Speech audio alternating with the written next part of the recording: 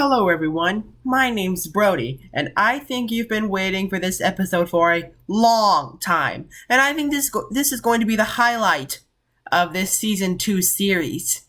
That's right, everybody. We're going to learn about the Great War, what they were fighting about, the exact cause of World War I, or WW1, not WWE. Initially called the Great War, is hard to pinpoint. Peace in Europe was so fragile that anything could have set off a conflict. It was a powder keg waiting for a spark from militaries. An arms race was happening. Imperialism, especially in Africa. Nationalism. A reinvigorated sense of patriotism. Countries wanted to prove their might, and ethnic groups wanted to form their own nations. Alliances. The Triple Alliance. Germany, Austria, Hungary, and Italy. The Triple Entente. Britain, France, and Russia. An entente is an understanding or agreement.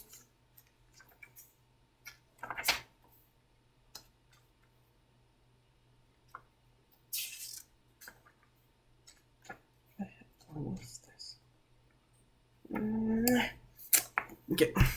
Remember the main reasons for World War I using this mnemonic device.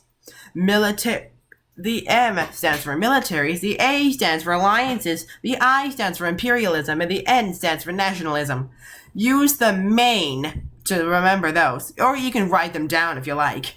Millions of Slavic people who lived under the Austro-Hungarian Empire wanted to become part of Serbia.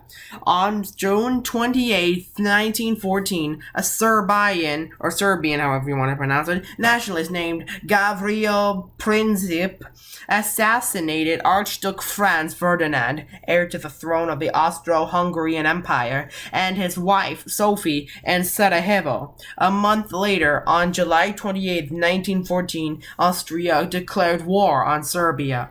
Alliances. People defended their allies. Germany, an Austro-Hungarian ally, declared war on Russia, which supported Serbia. Germany also declared war on France, a Russian ally. And when Germany invaded Belgium, a neutral country between Germany and France, Britain, an ally of France, and Belgium, declared war on Germany. By early August 1914, a full-scale war had developed in Europe. The two sides were the Central Powers, Austria, Hungary, Germany, the Ottoman Empire, and Bulgaria. And the Allied powers or the Allies, if you like to call them. Just let me know in the comments below what you think that you should call them. They were Serbia, Russia, France, Great Britain, and later Japan and Italy. American neutrality. President Wilson was determined to follow George Washington's advice to steer clear of foreign conflicts. America planned to continue trading with both the Allies and the Central Powers. The First Battle of the Marne. Germany was fighting a war on two fronts, Russia in the east and France and England in the west. The Germans tried to advance into France. Hey, that rhymes! To knock France out of the war quickly so they could focus on Russia. However, the small Belgian army held them off for nearly 3 weeks, giving France and Britain time to prepare to fight. The French and British stopped the Germans at the Marne River near Paris and declared victory in the First Battle of the Marne, which is September 6th through 12th in 1914. Trench warfare. I think this is the most well-known way of fighting in the Great War. The First Battle of the Marne proved that neither side would have an easy victory. The armies used a new style of fighting, trench warfare. Soldiers stayed in dugout trenches for long stretches of time with a no-man's land in between them. The soldiers would sometimes fire at one another, but there were few gains for either side, causing a stalemate. A stalemate is a situation in which nothing can be done or won by either side, also called an impasse. I'm just gonna basically show you what trench warfare is. See that part? That's trench warfare. You can pause the video to look at it if you like. In 1916, Allied and Central Powers tried to end the impasse on the Western Front. In February, the Germans incited the Battle of Verdun. In July, the Allies instigated the Battle of the Somme. The battles caused high casualties. More new ways of fighting. Modern weapons caused far more casualties at a faster rate than ever before. The slaughter on the battlefields led to despair and the destruction of an entire generation of men. Machine guns and artillery. Artillery is guns too big to carry, such as cannons or rocket launchers. Poison gas, submarines, armored tanks, first used by the British in 1916, and airplanes.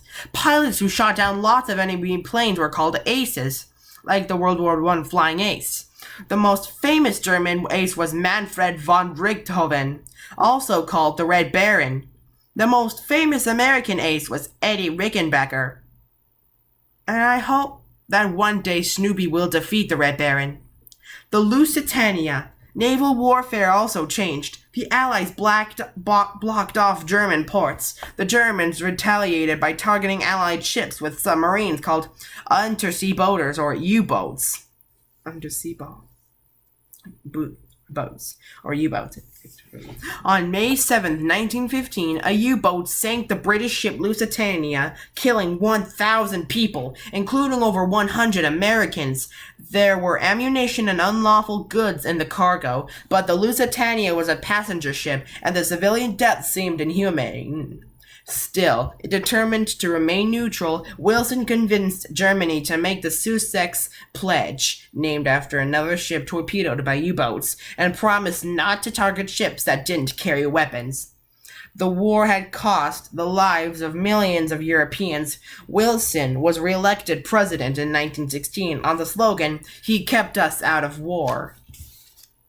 The next year, the Germans went back to attacking all Allied ships, using a policy of unrestricted submarine warfare. They intended to cut off the British Isles from supplies, forcing an end to the war before American intervention. It almost worked. The Zimmermann Note.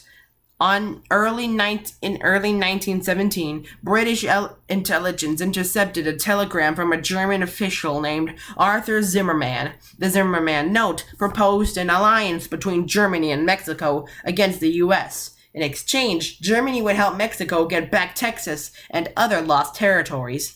Mexico declined, but the telegram was published by American newspapers, and anti-German sentiment boiled over. On April 2nd, 1917, Wilson asked Congress to declare war. After 3 days of debate, the U.S. entered the Great War. They didn't know there'd be a World War II yet, so nobody called it World War I. Convoy. The U.S. helped the Allies by introducing the convoy system, sending cargo ships across the Atlantic accompanied by warships to protect them from U-boat attacks. A convoy is a group traveling together, often for safety.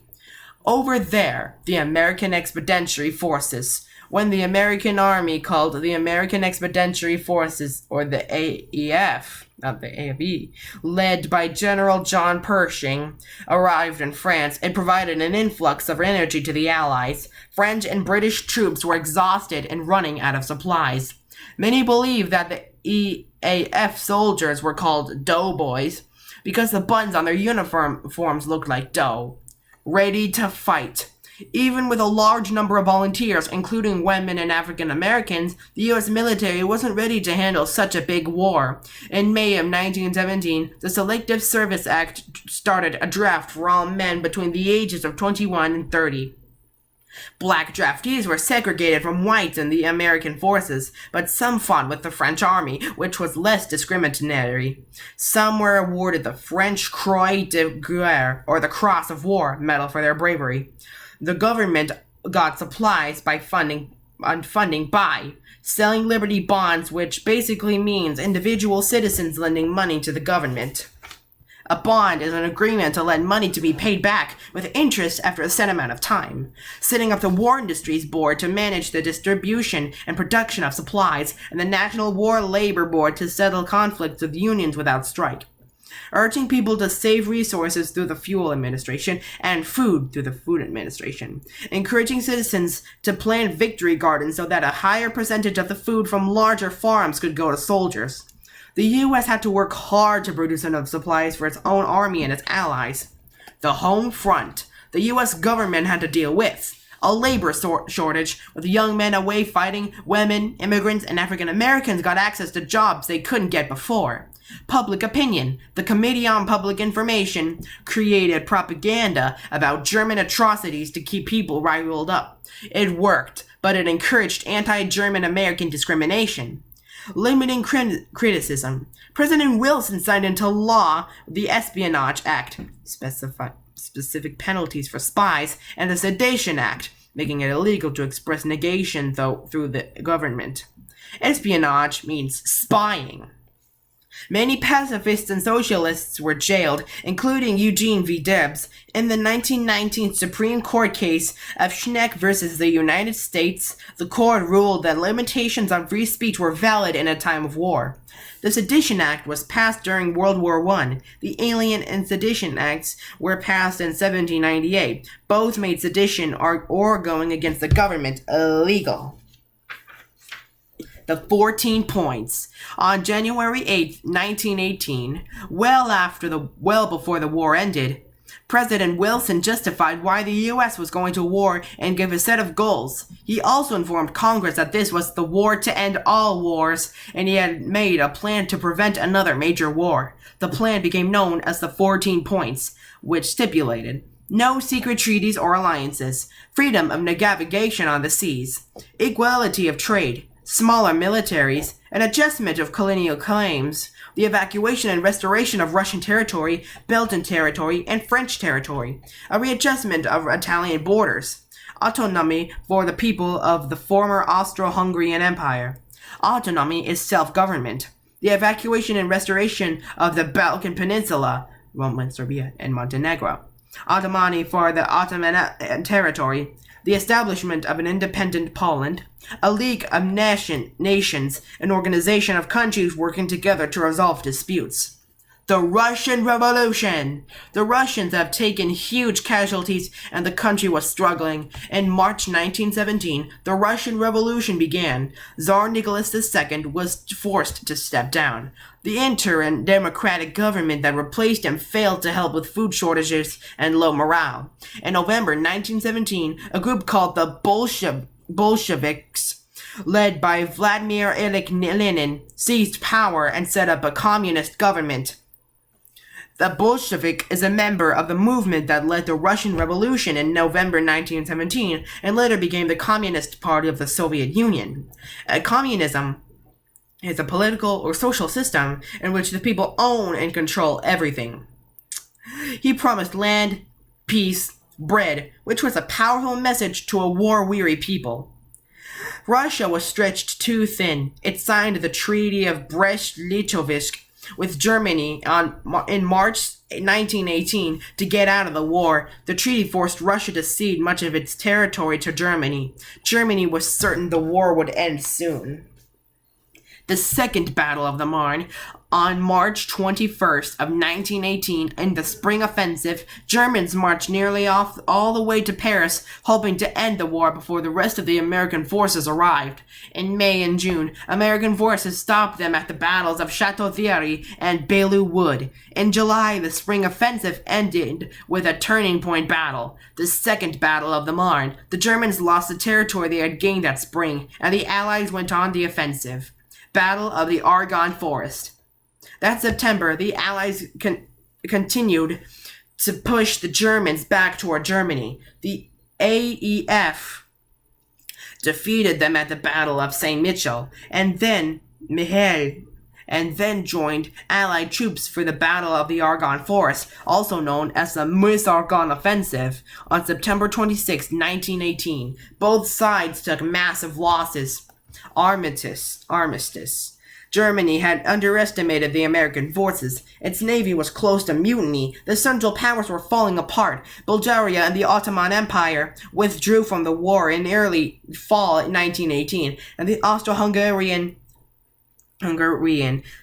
Empire soon after. Parts of these empires, such as Poland, Czechoslovakia, and Hungary, declared themselves independent nations. Germany was experiencing a severe food shortage. On November 9, 1918, the German Emperor Kaiser Wilhelm II stepped down. The new government of Germany agreed to President Wilson's terms for armistice. The ceasefire became official at 11 a.m. on November 11, 1918, the 11th hour of the 11th day of the 11th month. The cost of war. The war had ravaged Europe and devastated an entire generation of European men. Historians best guess is 37 million were killed or wounded in 4 years of fighting. With no working farms or factories, the European economy was devastated as well, and a flu pandemic in 1918 killed more people than had ever died during the war. A pandemic is an epidemic or widespread disease that affects an entire country or continent, or even the entire world. We're going through a pandemic right now called the coronavirus, but we don't need to talk about that right now. Owing 3 to 5% of the entire world's population. The world was ready for peace. The Treaty of Versailles. In 1919, the Big Four, President Wilson, Prime Minister David Lloyd George of England, Premier George Clemenceau of France, and Prime Minister Vittorio Orlando of Italy, met at Versailles near Paris. No Central Powers were invited. Wilson wanted to end the war with minimal animosity. The European nations wanted Germany to take full blame, lose its colonies, lose its military, and pay reparations. Reparations is financial compensation paid to someone who has been wronged. On June 28, 1919, exactly 5 years after the assassination of Archduke Franz Ferdinand and his wife, the Allies and Germany signed the Treaty of Versailles. It harshly punished Germany, split up the Austro-Hungarian and Ottoman empires, and established the League of Nations. The treaty radically redrew the boundaries of Europe and the Middle East. The goal was to solve ethnic divisions, but the treaty led to more conflicts. It is still a source of tension in the Middle East, where countries were literally created by drawing lines in the sand. The treaty did overlap with some of Wilson's 14 points, but not all. Wilson returned to the U.S. and campaigned for the Treaty of Versailles, but Congress rejected it. They worried that the League of Nations would rob Congress of power by deciding when and where the American military would fight. Although Wilson had come up with the idea of the League of Nations, the U.S. never joined. Americans wanted to return with isolationism. Isolationism is the policy of isolating one's country from the affairs of other nations by declining to enter into alliances or other international agreements, and Wilson suffered a massive stroke while campaigning for support of the League of Nations. Here is a quiz to see if you've been paying attention. Which country was the first to declare war in the conflict that would become World War I? Why was the attack on the Lusitania significant? Why were there far more casualties than in previous wars? What was the motivation behind the Spring Offensive? How was the Second Battle of the Marne a turning point in the Great War? What was the point of the League of Nations? And why did Congress reject the Treaty of Versailles? Pause the video now to think of the answers for yourself. On to the answers. 1. Austria against Serbia. 2. American civilians were killed and anti-German feeling in the U.S. increased. 3. Modern weapons like machine guns and poison gas caused more deaths at a faster rate. Germany wanted to end the war before the rest of the American forces arrived, and the Allies went on 5. The Allies went on the offensive after the battle, rather than just defending their territory. Also, the Germans lost territory. 6. To use diplomacy to prevent another global war. And 7. They believed the League of Nations would take power away from them. Be sure to like, comment, subscribe, and hit the notification bell so that way you won't miss any of my new episodes. This is Brody signing out.